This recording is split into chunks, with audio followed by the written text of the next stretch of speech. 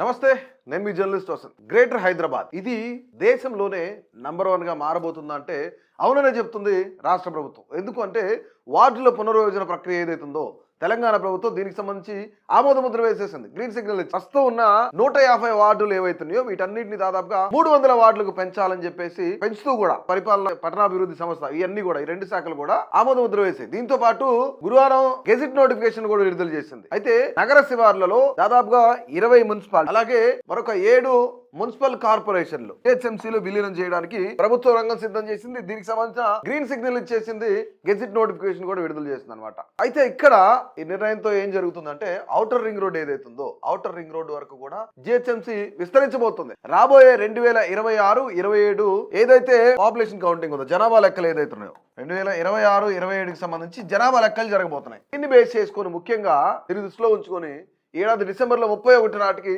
పరిపాలనా సరిహద్దులను అంటే ఏదైతే అక్కడ మనకి బౌండరీస్ ఉన్నాయో ఆ బౌండరీస్ కూడా డిసైడ్ చేయబోతుంది కేంద్ర ప్రభుత్వం. అయితే ఇక్కడ ముఖ్యంగా దీనికి సంబంధించి కేంద్ర ప్రభుత్వం నిర్దేశించింది. ఈ గడువును దృష్టిలో పెట్టుకుని రాష్ట్ర ప్రభుత్వం వార్డుల పునర్విభజన ప్రక్రియ ఏదైతుందో దాన్ని కొంచెం స్పీడప్ చేసింది అనమాట. స్పీడప్ చేసి దీన్ని పూర్తిగా క్లోజ్ చేయాలి, దీన్ని ఒక కంక్లూజన్ కి తీసుకురావాలి. ఎందుకంటే ఇప్పటికే బీజేపీ గానీ బీఆర్ఎస్ గానీ రెండు కూడా అటు ఎంఐఎం కూడా ఏకపక్ష నిర్ణయంగా వ్యవహరిస్తుంది కాంగ్రెస్ పార్టీ. రాష్ట్ర ప్రభుత్వం ఇలాగే వాళ్ళ వరకు మాత్రమే నిర్ణయం తీసుకున్నారు, ప్రజాభిప్రాయ సేకరణ జరగలేదు అని చెప్పేసి చాలా మాట్లాడినారు. అయితే ఇక్కడ ఏకీకృత పాలన అలాగే పన్నుల విధానం మెరుగైన పౌర సేవలను అందించే లక్ష్యంతోనే డెవలప్మెంట్ అనేది చాలా ముఖ్యమైన విషయం. ఇందులో దాన్ని కూడా మేము దృష్టిలో పెట్టుకున్నాం. రాష్ట్ర ప్రభుత్వం ఒక పక్క నుంచి చెప్తోంది. అయితే తెలంగాణ కోర్ అర్బన్ రీజియన్ ఏదైతుందో TCUR ఏర్పాటులో భాగంగా ఈ విస్తరణ చేపట్టారనమాట. అయితే ఈ విలీనంతో జిహెచ్ఎంసీ విస్తీర్ణం సుమారు 650 చదరపు కిలోమీటర్ల నుంచి, అంటే ప్రస్తుతం ఎంత ఉంది అంటే 650 చదరపు కిలోమీటర్లు ఉంటే అది దాదాపుగా 2000కి పైన పెరగబోతుంది. అంటే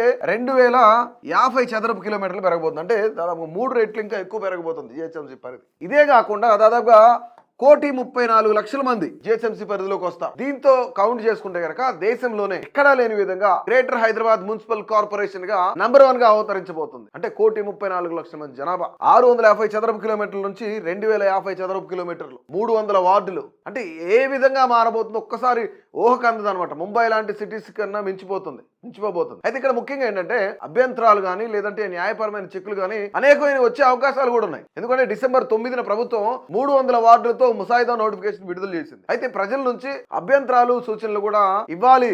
మీకు అభ్యంతరాలు ఉన్నా లేదంటే ఏమైనా సలహాలు ఉన్నా సరే ప్రభుత్వానికి చెప్పండి అని చెప్పేసి అభ్యంతరాలు చెప్పమని చెప్పింది. అయితే ఈ క్రమంలోనే రాజకీయ పార్టీలు, ప్రజా సంఘాలు, చాలా మంది పబ్లిక్ నుంచి రికార్డు స్థాయిలో దాదాపుగా 5,945 కంప్లైంట్స్ అనమాట. కంప్లైంట్స్ అనాలా, సలహాలు అనుకోండి, సూచనలు అనుకోండి, కంప్లైంట్స్ అనుకోండి, ఏవైనా సరే 5,945 అభ్యంతరాలు అయితే వచ్చాయన్నమాట. వీటిని పరిశీలించి టెక్నికల్ టీం ఏదైతుందో టెక్నికల్ టీము పలు కీలక మార్పులకు సిఫార్సు కూడా చేసింది. అయితే ముఖ్యంగా ప్రజల నుంచి వచ్చిన విజ్ఞప్తుల మేరకు కొన్ని చారిత్రాత్మక పేర్లు ఉన్నాయి, వార్డుల పేర్లు, వాటిని మార్చకూడదు అనేది చాలా మంది అంటున్నారు. అంటే ఏది, ఫర్ ఎగ్జాంపుల్ అందులో బాగంబర్పేట గానీ, వనస్థలిపురం గానీ, అలాగే దీంతో పాటుగా ముఖ్యంగా మోండా మార్కెట్, ఇవన్నీ చారిత్రక పేర్లే. వీటన్నిటిని పునరుద్ధరించారు. కొన్ని చోట్ల సహజ సరిహద్దులైన దాదాపుగా నాలాలు కానీ, ప్రధాన రహదారులు కానీ వీటన్నిటిని పరిగణలోకి తీసుకొని వార్డుల సరిహద్దులను డిసైడ్ చేశారు. అయితే ఈ ప్రక్రియను హడావుడిగా అశాస్త్రీయంగా నిర్వహిస్తున్నారని చెప్పేసి, తమ ప్రాంతాలకు అన్యాయం జరుగుతుంది, అన్యాయంగా విభజించారు అని చెప్పేసి చాలా మంది కోర్టులు కూడా ఆశ్రయించారు.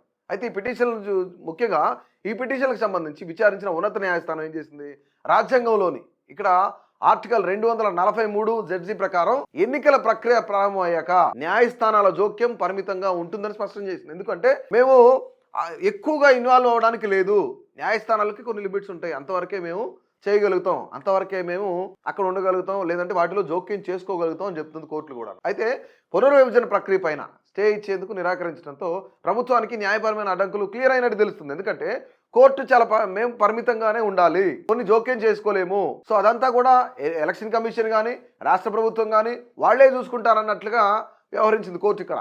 అయితే ఇక్కడ ఇంకో విషయం ఏంటంటే ప్రతిపక్షాల నుంచి విమర్శలు వస్తున్నాయి. దీంతో పాటుగా భవిష్యత్ కార్యాచరణ ఏంటనేది కూడా ఆలోచించాలి ప్రభుత్వం చేపట్టిన ప్రక్రియ ఏదైతే ఉందో బీఆర్ఎస్ కానీ, ఎంఐఎం కానీ, బీజేపీ కానీ ఇలాంటి ప్రతిపక్ష పార్టీలు తీవ్రంగా వ్యతిరేకిస్తున్నారు అన్నమాట. ఎందుకంటే ఇది కాంగ్రెస్ కి బలం చేకూరుతుంది, కాంగ్రెస్ ప్లస్ పాయింట్ అవుతుంది. ఎందుకంటే ఇక్కడ కాంగ్రెస్ లో ముఖ్యంగా ఎంఐఎం ఎలాగో కాంగ్రెస్ తో దోస్తీ కాబట్టి ఎంఐఎం గెలిచిన స్థానాలన్నీ కూడా దాదాపు 90 వార్డులకి డివైడ్ చేయబడుతున్నాయి. అంటే ఇక్కడ విషయం ఏంటంటే ఎంఐఎం 90 వార్డులో ప్రభావం చూపిస్తే గనక కాంగ్రెస్ మరొక 70 నుంచి 100 వార్డులో ప్రభావం చూపిస్తే ఇక్కడ మ్యాజిక్ ఫిగర్ ఏం కావాలి, 151 వస్తే మ్యాజిక్ ఫిగర్ అయిపోతుంది ఇక్కడ కౌన్సిల్ చేజిక్కించుకోవడానికి. కానీ ఈ రెండు కలిస్తే దాదాపుగా మనం చూస్తే ఒక 180 స్థానాలు ఈ రెండింటికి వచ్చినాయంటే ఆటోమేటిక్ గా వేలేదే కదా పీఠం కూడా, జిహెచ్ఎంసీ పీఠం కూడా. సో అందుకని ఇప్పుడు ఎంఐఎం కాంగ్రెస్ వ్యతిరేకించిపోయినా కొంత అభ్యంతరం చెప్తున్నా సరే ఎంఐఎం ఇక్కడ కాంగ్రెస్ రెండు లాభపడే అవకాశాలే ఉన్నాయి. బీఆర్ఎస్ బీజేపీ ఇబ్బంది పడే ఛాన్స్ అయితే చాలా క్లియర్ గా కనిపిస్తుంది. పూర్తిగా ఏకపక్ష అప్రజాస్వామ్యం అని చెప్పేసి ఈ నిర్ణయం అప్రజాస్వామికంగానే ఉంది, ప్రజాస్వామ్య నిర్ణయం లాగా లేదు అని చెప్పేసి బీఆర్ఎస్ బీజేపీ ఎంఐఎంలు చెప్తున్నాయి. అయితే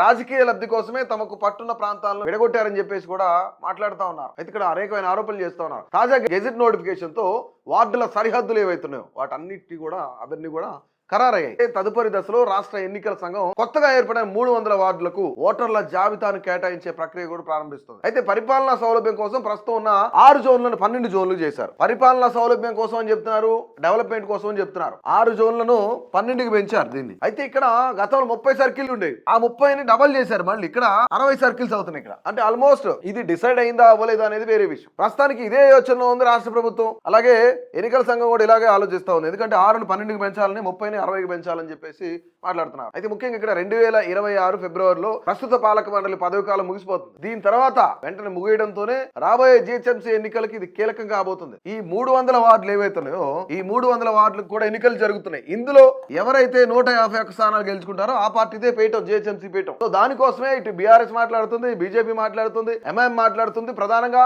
అధికార కాంగ్రెస్ పార్టీ మళ్ళీ జిహెచ్ఎంసీలో పీఠాన్ని చేజిక్కించుకోవడం కోసం మాత్రమే ఈ విధంగా చేస్తున్నారు అని చెప్పేసి ఎవరైతే ప్రతిపక్ష పార్టీలు బీజేపీ, బీఆర్ఎస్, ఎంఐఎం కూడా ఆరోపణలు చేస్తా ఉన్నాయి. ఒకవేళ 300 వార్డులకు గనక పెంచితే పరిస్థితి ఏంటి? ఇక్కడ మరొక అంశం గుర్తుపెట్టుకోవాల్సింది ఏంటంటే GHMC greater Hyderabad municipal corporation దేశంలోనే నంబర్ 1 అవబోతుంది. జనాభా విషయంలో గానీ, వార్డుల విషయంలో గానీ, వీటన్నిటి విషయంలో దేశంలో నంబర్ 1 కాబోతుంది. ఒకవేళ నిజంగానే 300 వార్డులు డిసైడ్ చేసి ఎన్నికలు జరిగితే రానున్న జిహెచ్ఎంసీ ఎన్నికల్లో ఎవరు గెలవబోతున్నారు? అధికార కాంగ్రెస్ పార్టీ జిహెచ్ఎంసీ పీఠాన్ని చేజిక్కించుకోబోతుందా? ఇబ్బంది పడుతూ ఉన్న బీఆర్ఎస్ పార్టీ ఏదైతుందో, ఆరోపణలు చేస్తున్న బీఆర్ఎస్ పార్టీ ఏదైతుందో బీజేపీతో కలిసి పోటీ చేసి పీఠాన్ని ఏమైనా చేజిక్కించుకుంటారా? ఒకవేళ నిజంగానే వాళ్ళిద్దరూ కలిస్తే ఇక్కడ ఎంఐఎం కాంగ్రెస్ ఒకటైతే పరిస్థితి ఏంటి? మీ అభిప్రాయం తెలియజేయండి.